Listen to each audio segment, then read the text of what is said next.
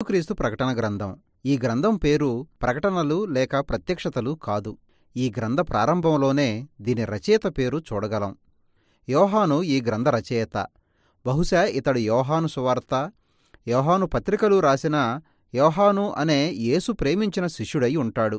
లేక ఇతడు వేరొక యోహాను కూడా అయి ఉండొచ్చు. యూదా మెస్సయ యుగానికి చెంది ఆది సంఘంలో సంచరిస్తూ బోధించిన ఒక ప్రవక్త కావచ్చు. అతడు ఎవరైనప్పటికీ తాను రాసిన గ్రంథం ఎలా ఉండబోతున్నదో ప్రారంభ పేరాలోనే వివరించాడు. మొదటిగా అతడు దానిని అంత్యకాల ప్రకటన అని పిలిచాడు. దీనికి వాడిన గ్రీకు పదం అపోకలిప్సిస్. హీబ్రూ లేఖనాలు, ఇతర యూదా రచనలు చదివే పాఠకులకు యోహాను రాసిన ఈ తరహా సాహితీ శైలి సుపరిచితమే. మానవ చరిత్రను, ఈనాడు జరుగుతున్న సంభవాలపై దేవుని పరలోకపు దృక్పథాన్ని వెల్లడి చేసిన విధానం గురించి ఒక ప్రవక్త సూచనాత్మకమైన కలలు, దర్శనాలను ఈ అంత్యకాల ప్రత్యక్షత వివరించింది. తద్వారా మనం వర్తమాన కాలాన్ని చరిత్ర అంతిమ ఫలితం దృష్టిలో చూడగలుగుతాం. ఈ అంత్యకాల ప్రకటన ఒక ప్రవచనం అని యోహాను చెబుతున్నాడు. తన ప్రజలు విపత్తులో ఉన్నప్పుడు వారిని హెచ్చరించడానికి, ఆదరించడానికి తన ప్రవక్త ద్వారా దేవుడు పలికిన మాట అని దాని అర్థం. ఈ గ్రంథాన్ని ప్రవచనం అని పిలవడం ద్వారా అది బైబిలు ప్రవక్తల ప్రవచనాల పరంపరలో నిలుస్తుందని, వారి సందేశాలను ఒక ముగింపుకు తీసుకువస్తున్నదని యోహాను సూచిస్తున్నాడు. అంత్యకాల ప్రవచన గ్రంథాన్ని ఆ కాలంలో యోహాను తాను ఎరిగిన వాస్తవమైన ప్రజలకు పంపించాడు. ఈ గ్రంథం ప్రారంభంలోనూ ముగింపులోనూ చూస్తే రోమా సామ్రాజ్యంలోని ఆసియా ప్రాంతంలో ఉన్న 7 సంఘాలకు ఒకదాని తరువాత మరొకటి చదువుకోవడానికి పంపించిన ఒక ఉత్తరంలాగా ఉంది. యోహానుకు 7 అనేది ఒక అర్థవంతమైన సంఖ్య. అది పాత నిబంధనలోని 7 రోజుల సబ్బాతు చక్రంపై ఆధారపడిన ఒక సంపూర్ణత్వానికి గుర్తు. యోహాను ఈ గ్రంథంలోని అన్ని విభాగాల్లో 7 అనే సంఖ్యలను చొప్పించాడు. ఈ విధమైన పరిచయంతో మనం ఈ గ్రంథాన్ని ఏ విధంగా అర్థం చేసుకోవాలో అన్న స్పష్టమైన సూచనను యోహాను ఇచ్చాడు. యూదుల అంత్యకాల సంభవాలు, సూచనాత్మకమైన చిత్రాలు సంఖ్యలతో దీనిలో వివరించబడ్డాయి. ఇది ఈ లోకాంతం యొక్క సమయం గురించిన ఒక ఊహాత్మకమైన వెల్లడింపు కాదు. యోహాను పాత నిబంధన నుండి తీసుకున్న ఈ గుర్తులు లేక చిహ్నాలను పదే పదే ఉపయోగించాడు. ఆయా చిహ్నాల భావమేమిటో అవి తీసుకున్న వాక్యభాగాలను చదవడం ద్వారా గ్రహించాలని అతడు తన పాఠకులను కోరుతున్నాడు. దీనిని ఉత్తరం అని పిలవడానికి కారణమేంటంటే యోహాను వాస్తవంగా మొదటి శతాబ్దపు సంఘాల పరిస్థితి గురించి ప్రస్తావించాడు. దీనిలో తరువాతి తరాల క్రైస్తవులకు కావలసిన సమాచారం చాలా ఉన్నప్పటికీ ఈ గ్రంథభావం మొదట యోహాను కాలం, స్థలం, అతని పాఠకుల చారిత్రాత్మక సందర్భంలో వెదకాలి. దీనితో మనం ఈ గ్రంథం మొదటి సగభాగానికి వస్తున్నాం. 7 సంఘాలకు యేసు పంపిన సందేశం. యోహాను పత్మాసు ద్వీపంలో పరవాసిగా ఉన్నాడు. పునరుద్ధానుడైన యేసు ఈ లోకానికి రాజుగా హెచ్చించబడి ఉన్న ఒక దర్శనం చూశాడు. ఆయన మండుతున్న 7 దీపస్తంభాల మధ్య నిలబడి ఉన్నాడు. అది ఆసియా మైనర్లో ఉన్న 7 సంఘాలకు సూచనగా ఉందని యోహానుతో చెప్పాడు. అది ప్రవక్త అయిన జకర్యా గ్రంథం నుండి తీసుకున్న ఒక దృష్టాంతం. యేసు అతనితో ఒక్కొక్క సంఘం ఎదుర్కొంటున్న ప్రత్యేకమైన సమస్యలను చెప్పడం ప్రారంభించాడు. కొందరు తమ ఐశ్వర్యం, సమృద్ధి చూసుకొని ఉదాసీనంగా ఉండిపోయారు. ఇతరులు నైతికంగా రాజీపడిన జీవితాలు గడుపుతున్నారు. ఈ సంఘాల సభ్యులు ఆచార సంబంధమైన భోజనాలు చేస్తూ, వ్యభిచరిస్తూ, అన్యదేవతల మందిరాలకు వెళుతూ ఉన్నారు. అయితే మిగిలిన వారు యేసు పట్ల నమ్మకంగా నిలబడ్డారు. వారు శ్రమలు, తీవ్రమైన హింసలు ఎదుర్కొంటున్నారు. వారి పరిస్థితి మరింత దుర్భరంగా మారుతుందని యేసు వారిని హెచ్చరించాడు. వారిపైకి వచ్చే హింసలు వారు రాజీ పడాలా లేక నమ్మకంగా ఉండిపోవాలా అనే తీర్మానానికి వారిని ఒత్తిడి చేస్తున్నాయి. యోహాను కాలం నాటికి క్రైస్తవులపై రోమా చక్రవర్తి నీరో సాగించిన హత్యాకాండ ముగిసింది. మరొక చక్రవర్తి డొమిషియన్ క్రైస్తవులను హింసించడం ప్రారంభం కాబోతున్నది. కాబట్టి వారు హింసను తప్పించుకోవడానికి లేక రోమాయుగపు విధానాలను పాటించడానికి యేసును విడిచిపెట్టాలా అన్న శోధనలో ఉన్నారు. వారు వాటిని అధిగమించడానికి లేక అక్షరార్థంగా జయించడానికి నమ్మకంగా నిలబడాలని యేసు వారికి పిలుపునిచ్చాడు. ఆ సంఘాల్లో ఎవరైతే జయిస్తారో వారికి బహుమానం ఇస్తానని యేసు వాగ్దానం చేశాడు. పరలోకం, భూలోకం మధ్య జరిగే వివాహం గురించి ఈ గ్రంథం చివరి దర్శనం నుండి ఆయా బహుమానాలు నేరుగా పేర్కొనబడ్డాయి. ఈ గ్రంథ ప్రారంభం దీని కథాగమనాన్ని సూచించే వస్తువును మనకు తెలుపుతున్నది. యేసు ప్రజలు సహించి నిలబడతారా? దేవుడు ఏర్పాటు చేసి ఉంచిన కొత్త లోకాన్ని వారు స్వాధీనం చేసుకుంటారా? యేసు పట్ల నమ్మకంగా నిలిచి ఉండడాన్ని జయించడం అని ఎందుకు వర్ణించారు? ఈ గ్రంథం మిగిలిన భాగమంతా దానికి యోహాను ఇచ్చిన జవాబును వివరిస్తున్నది. దీని తరువాత దేవుని పరలోకపు సింహాసనం ఉండే గదిని యోహాను తన దర్శనంలో చూశాడు. పాత నిబంధన ప్రవక్తలు చేసిన అనేక చిత్రీకరణలతో అతడు దానిని వర్ణించాడు. సమస్త సృష్టిని, మానవ రాజ్యాలను సూచించే జీవులు, పెద్దలు దేవుని చుట్టూ నిలబడి ఉన్నారు. వారంతా పరిశుద్ధుడు, పరిశుద్ధుడు, పరిశుద్ధుడు అంటూ సృష్టికర్త అయిన ఏకైక దేవునికి ఘనతను ఆపాదిస్తూ తమ స్వామిభక్తిని అర్పిస్తున్నారు. దేవుని చేతిలో 7 ముద్రలతో మూసి ఉంచిన ఒక గ్రంథపు చుట్ట ఉంది. అది పాత నిబంధన ప్రవక్తల సందేశాన్ని, దానియేలు దర్శనాల్లో కనిపించే ముద్రించిన చుట్టను సూచిస్తుంది. ఇవన్నీ దేవుని రాజ్యం పరలోకంలో ఏ విధంగా వ్యాపించి ఉన్నదో అదేవిధంగా భూమి మీదకు కూడా దిగిరావడాన్ని సూచిస్తున్నాయి. అయితే ఆ గ్రంథపు చుట్టను ఎవరూ విప్పలేకపోయారు. చివరికి ఒకరు ఆ పని చేయడానికి సిద్ధపడ్డారని యోహాను విన్నాడు. ఆయన దావీదు చిగురు అనబడిన యోదాగోత్ర సింహం. ఆయనే దానిని తెరవగలిగినవాడు. ఇవి సైనికపరమైన పోరాటంతో దేవుని రాజ్యస్థాపన గావించే మెస్సయ్యారాజు గురించిన పాత నిబంధనలోని అద్భుతమైన వర్ణనలు. కాని ఆ వర్ణనలు విన్న యోహాను వెనుతిరిగి చూసింది ఒక రోషం కలిగిన సింహాన్ని మాత్రం కాదు. బలిగా అర్పించబడి రక్తంతో నిండిన ఒక సజీవమైన గొర్రెపిల్ల అక్కడ నిలబడి ఆ గ్రంథపు చుట్టను విప్పడానికి సిద్ధంగా ఉంది. ఆ గ్రంథాన్ని అర్థం చేసుకోవడానికి వధించబడిన గొర్రెపిల్లలాగా ఉన్న యేసు చిత్రం అత్యంత ప్రాముఖ్యమైంది. అవి భవిష్యత్కాల రాజ్యం గురించిన పాత నిబంధన వాగ్దానం సిలువ వేయబడిన మెస్సయ్య ద్వారా ప్రారంభం అయ్యిందని యోహాను చెబుతున్నాడు. తన శత్రువులు కూడా విమోచన పొందడం కోసం నిజమైన పస్కా గొర్రెపిల్లలాగా వారికోసం మరణించడం ద్వారా యేసు వారిపై విజయం సాధించాడు. ఆయన పునరుద్ధానం వలన సిలువపై యేసు మరణం ఒక ఓటమి కాదు, అది ఆయన సింహాసనాధిష్టానం. ఆయన దుష్టత్వాన్ని జయించిన విధానం అది. ఆ గొర్రెపిల్ల సింహాసనంపై ఉన్న వాని పక్కన కూర్చోవడంతో ఈ దర్శనం ముగుస్తుంది. ఒకే ఒక సృష్టికర్త, విమోచకుడు అని వారిద్దరినీ కలిపి ఆరాధించారు. వధించబడిన ఆ గొర్రెపిల్ల ఆ గ్రంథాన్ని విప్పడం ప్రారంభించాడు. అది చరిత్రగతిని, దాని ముగింపుకు నడిపించడంలో ఆయన అధికారాన్ని సూచిస్తున్నది. దీనితో మనం ఈ గ్రంథం 2వ విభాగానికి వచ్చాం. అది 3 ఏడులతో కూడిన చక్రాలు, 7 ముద్రలు, 7 బూరలు, 7 పాత్రలు, ఒక్కొక్క చక్రం దేవుని రాజ్యాన్ని, పరలోకంలో జరుగుతున్న ఆయన న్యాయం, ఈ భూమి మీదకు దిగిరావడాన్ని వర్ణిస్తున్నాయి.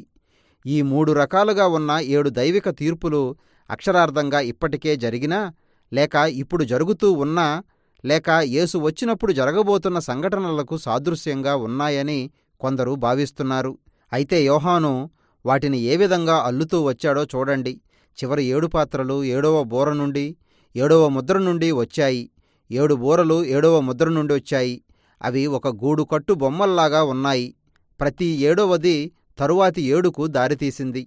ఈ 7ల శ్రేణుల్లో ప్రతి ఒక్కటి అంతిమ తీర్పుతో పరిసమాప్తి కావడం, వాటన్నిటికీ ఒకే విధమైన ముగింపులు ఉండడం గమనించండి. కాబట్టి ఈ 7 సంఘటనల శ్రేణులన్నింటినీ యేసు పునరుద్ధానం, ఆయన 2వ రాకడల మధ్య కాలంలో 3 విభిన్నమైన దృక్పథాలను సూచిస్తూ రాశాడని భావించవచ్చు. వధించబడిన గొర్రెపిల్ల ఈ గ్రంథపు చుట్టలోని మొదటి 4 ముద్రలను విప్పడం ప్రారంభించాడు. యోహాను గుర్రాలను అవరోధించిన 4 వ్యక్తుల్ని చూశాడు. ఇది జకర్యా గ్రంథం 1వ అధ్యాయంలోని ఒక వర్ణన. అవి యుద్ధాలు, దురాక్రమణలు, కరువు కాటకాలు, మరణాలను సూచిస్తున్నాయి. మరొక మాటలో చెప్పాలంటే మానవ చరిత్రలో అతి విచారకరమైన సగటు దినం. తరువాత 5వ ముద్ర విప్పినప్పుడు హతసాక్షులుగా మరణించిన క్రైస్తవులు దేవుని పరలోక సింహాసనం ముందు కనిపించారు. నిర్దోషమైన వారి రక్తం దేవుని ముందున్న బలిపీఠం కింద నుండి పొగలాగా లేస్తూ ఉంది. ఇంకా మరికొందరు క్రైస్తవులు చంపబడాల్సి ఉంది కాబట్టి మరికొంతకాలం విశ్రమించమని వారికి చెప్పారు. అలా ఎందుకు చెప్పారో మనకు తెలియదు గాని అది చిరకాలం ఉండబోదని మాత్రం తెలుసు. 6వ ముద్ర తెరవడంతో చివరికి వారి కేకలకు దేవుని నుండి జవాబు లభించింది. అది యెషయా, యోవేలు గ్రంథాల్లో వర్ణించిన మహాయెహోవా దినం ముంచుకొచ్చేలా చేసింది. ఈ భూమి మీద ఉన్న ప్రజలంతా దానికి తాళజాలినవాడెవడు అని అరుస్తున్నారు. దీనితో ఒక్కసారిగా యోహాను ఆగి ఆ ప్రశ్నకు జవాబునియ్యడానికి కొంత విరామం తీసుకున్నాడు. ఒక దేవదూత ఈ బాధలన్నింటినీ ఎదుర్కొంటున్నా దేవుని సేవకుల భద్రతకు సూచనగా ముద్రించడానికి దేవుని ముద్ర ఉంగరంతో దిగిరావడం యోహాను చూశాడు. అలా ముద్రించబడిన వారి సంఖ్యను అతడు విన్నాడు. అది 1,44,000. అది సంఖ్యాకాండం 1వ అధ్యాయంలో కనిపించే సైనికుల లెక్కలాంటిది. ఇశ్రాయేలు 12 గోత్రాలు, ఒక్కొక్క గోత్రం నుండి 12,000 మంది ఉన్నారు. ఇప్పుడు గమనించండి, ఈ సైన్యం లెక్కెంతో యోహాను విన్నాడు. యూదాగోత్రపు సింహం గురించి ఎలా విన్నాడో అలాగే. అయితే ఈ 2 సందర్భాల్లో అతడు తిరిగి చూసినప్పుడు అతనికి వధించబడిన గొర్రెపిల్ల అయిన యేసు యొక్క సైనిక చిత్రీకరణలు కనిపించాయి. అతడు మెస్సయాకు చెందిన ఈ దేవుని రాజ్య సైన్యాన్ని చూసినప్పుడు దానిలో సమస్త జాతుల నుండి వచ్చిన ప్రజలు ఉండి, దేవుడు ప్రాచీన కాలంలో అబ్రహాముకు చేసిన వాగ్దానాన్ని నెరవేర్పుకు తెచ్చింది. ఈ బహుళజాతి సైన్యం మాత్రమే దేవుని ముందు నిలబడగలదు. ఎందుకంటే వారు గొర్రెపిల్ల రక్తం చేత విమోచింపబడ్డారు. ఇప్పుడు వారు విజేతలు అని పిలువబడ్డారు. అది వారు తమ శత్రువులను వధించడం వలన కాదు, గొర్రెపిల్లలాగా శ్రమలు అనుభవించి సాక్ష్యం నిలుపుకోవడం చేతనే. దీని తరువాత 7వది, చివరిది అయిన ముద్ర విప్పబడింది. ఈ గ్రంథం విప్పడానికి ముందు 7 బూరలు ఇవ్వబడిన 7 దూతలు కనిపించారు. ఇంకొక దూత బలిపీఠంపై నుండి నిప్పులు తీసుకున్నాడు.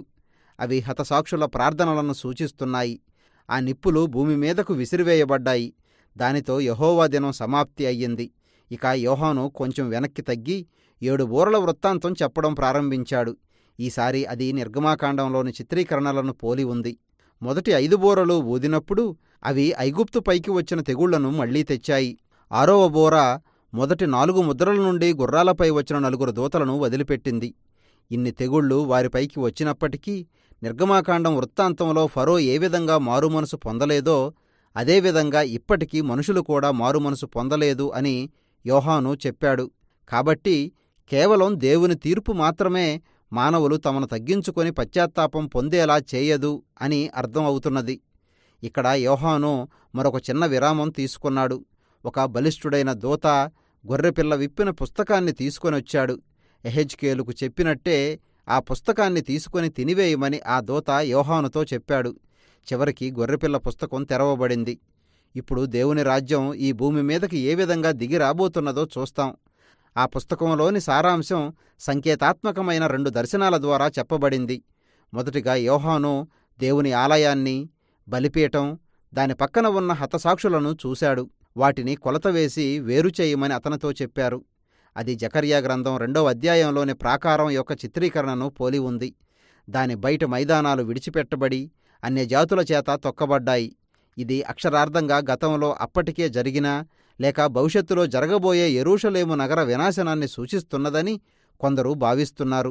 నూతన దేవాలయమే దేవుని నూతన నిబంధనా ప్రజలకు ఒక సూచన అనే యేసు అపోస్తలులందరి సాంప్రదాయాన్ని యోహాను కూడా ఇక్కడ పాటిస్తున్నట్టు కనిపిస్తున్నది. అలాగే యేసును వెంబడించేవారు అన్యుల చేతిలో హింసలు అనుభవిస్తారనే దానికి ఇది ఒక సాదృశ్యంగా ఉంది. అయితే బాహ్యంగా కనిపించే ఈ ఓటమి గొర్రెపిల్ల ద్వారా వారు పొందే విజయాన్ని తీసివేయలేదు. గ్రంథపు చుట్ట వెల్లడి చేసిన 2వ దర్శనంలో ఈ తలంపు మరింత విశాలమైంది. సమస్త రాజ్యాలకు సాక్షులుగా 2 ప్రవక్తలను దేవుడు తన ప్రతినిధులుగా నియమించాడు. వీరు భవిష్యత్తులో ఒకరోజు అక్షరార్థంగా రాబోతున్న 2 ప్రవక్తలు అని కొంతమంది భావిస్తున్నారు. యోహాను వారిని సంఘాలకు స్పష్టమైన గుర్తులుగా తాను భావించే దీపస్తంభాలు అని పిలిచాడు. కాబట్టి ఈ దర్శనం విగ్రహారాధక రాజ్యాలను, పాలకులను నిజమైన దేవుని వైపు తిరగమని పిలుపునిచ్చిన మోషే, ఏలియాల పరిచర్యను కొనసాగించాలనే యేసు అనుచరుల ప్రవచనాత్మక పాత్రను వెల్లడి చేస్తున్నట్టుగా మనం భావించవచ్చు. అప్పుడు అకస్మాత్తుగా ఒక మృగం ప్రత్యక్షమైంది. ఇక్కడ పాఠకులు దానియేలు 7వ అధ్యాయాన్ని గుర్తుచేసుకోవాలి. ఆ మృగం ఆ సాక్షులను జయించి వారిని చంపుతుంది. కాని దేవుడు వారిని మళ్లీ బతికించి వారిని హింసించిన వారి ముందు వారి సాక్ష్యాన్ని బలపరిచాడు. దాని ఫలితంగా భూనివాసుల్లో అనేకమంది మారుమనసు పొంది యెహోవా దినంలో సృష్టికర్త అయిన దేవుణ్ణి మహిమపరిచారు. ఇప్పుడు కాసేపు ఆగండి. ఇప్పటివరకు జరిగిన గాథను మళ్లీ ఆలోచించండి. నిర్గమాకాండంలోని తెగుళ్ళు ఫరో హృదయాన్ని కఠినపరిచినట్టు ఈ ముద్రలు, బూరల ద్వారా దేవుడు హెచ్చరికగా పంపిన తీర్పులు ఆయా రాజ్యాల ప్రజలలో మారుమనసు కలిగించలేదు. కాని గొర్రెపిల్ల తన శత్రువులను ప్రేమించి వారి కోసం మరణించడం ద్వారా వారిని జయించాడు. గొర్రెపిల్ల తెరచిన గ్రంథపు చుట్ట సందేశం సంఘం అనే ఆయన సైన్యం చేయాల్సిన పనిని వెల్లడిపరిచింది. సంఘం తన శత్రువులను చంపకుండా వారి కోసం చనిపోవడం అనే గొర్రెపిల్ల త్యాగపూరితమైన ప్రేమను చూపించడం ద్వారా మాత్రమే దేవుని రాజ్యం సకల జాతుల ప్రజలకు వెల్లడవుతుంది. యేసు అనుచరులు చూపించే దేవుని కనికరమే రాజ్యాలను మారుమనసుకు నడిపిస్తుంది. సరిగ్గా ఈ గ్రంథం మధ్యలో కనిపించే తెరచిన చుట్టలోని సందేశమే ఈ ప్రకటన గ్రంథం బోధించే ఆశ్చర్యకరమైన సత్యం. దీని తరువాత చివరి బూర ఊదగానే దేవుని రాజ్యం పరలోకంలో ఉన్నట్టుగా భూమి మీదకు దిగివస్తుండగా సకల రాజ్యాలు వణికాయి. ఇప్పుడు సంఘం ఏ విధంగా ఈ లోక రాజ్యాలకు సాక్ష్యంగా నిలబడి ఈ నూతన సృష్టిని స్వాధీనం చేసుకుంటుందో మనం తెలుసుకుంటాం. అయితే దేవుని ప్రజల మీద యుద్ధం చేసిన ఆ క్రూరమైన మృగం ఎవరు? ఈ గాథ ఆ విధంగా మలుపు తిరగబోతున్నది. యోహాను ఈ వృత్తాన్ని తన ప్రకటన గ్రంథంలో 2వ భాగంలో మనకి వివరించబోతున్నాడు.